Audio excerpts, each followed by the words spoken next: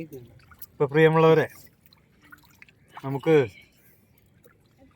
ലോക മുങ്ങിമരണ നിവാരണ ദിനത്തിൻ്റെ ഭാഗമായി നാം ആരംഭിച്ചിട്ടുള്ള നീന്തൽ പരിശീലനത്തിൻ്റെ 4ാം ഘട്ട പരിശീലന ദിനത്തിലാണ് ഇന്ന് നാം ഉള്ളത്.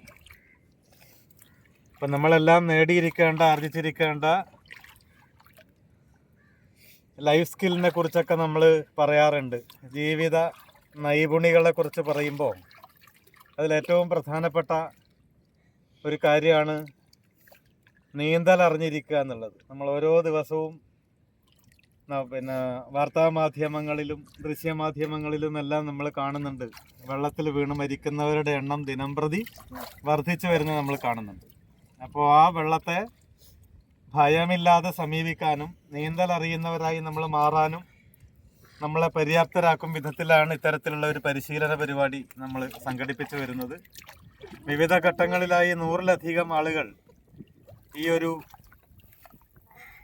നീന്തൽ പരിശീലന യജ്ഞത്തിൻ്റെ ഭാഗമായി രജിസ്റ്റർ ചെയ്തിട്ടുണ്ട്. ഇതിലേതാണ്ട് 60-70 പേര് വിവിധ ഘട്ടങ്ങളിലായി എത്തിച്ചേരുന്ന നിലയുണ്ടായിട്ടുണ്ട്. അപ്പോൾ ഇന്നത്തെ പരിശീലനം നമുക്ക് ഏതാണ്ട് പൂർത്തിയാവാൻ വേണ്ടി പോവുകയാണ്. 14-ാം തീയതിയോടുകൂടി, സെപ്റ്റംബർ 14-നാണ് ഇതിൻ്റെ നമ്മളൊരു സമാപനം എന്നുള്ള നിലയിലേക്ക് നമ്മൾ ഇതുവരെ പഠിച്ചിട്ടുള്ള കാര്യങ്ങളും നേരത്തെ സൂചിപ്പിച്ചതുപോലെ കയാക്കും നാടൻ തോണികളും യന്ത്രവൽകൃത ബോട്ടുകൾ ഉൾപ്പെടെയുള്ള അതെങ്ങനെയാണ് കൈകാര്യം ചെയ്യേണ്ടതെന്ന് മിനിമം കാര്യങ്ങൾ നമ്മൾ പഠിക്കുന്ന നിലയിലേക്കാണ് ഈ പരിശീലനം നമ്മൾ പ്ലാൻ ചെയ്തിട്ടുള്ളത്. അപ്പോൾ ഇന്ന് ഈ നീന്തൽ പരിശീലന പരിപാടിയിൽ പങ്കെടുത്തിട്ടുള്ള മുഴുവൻ ആളുകളെയും അഭിവാദ്യം ചെയ്തുകൊണ്ട്, സ്വാഗതം ചെയ്തുകൊണ്ട് അധ്യക്ഷ സ്ഥാനത്തേക്ക് ചാൾസ് ചേട്ടനെ ക്ഷണിക്കുകയാണ്.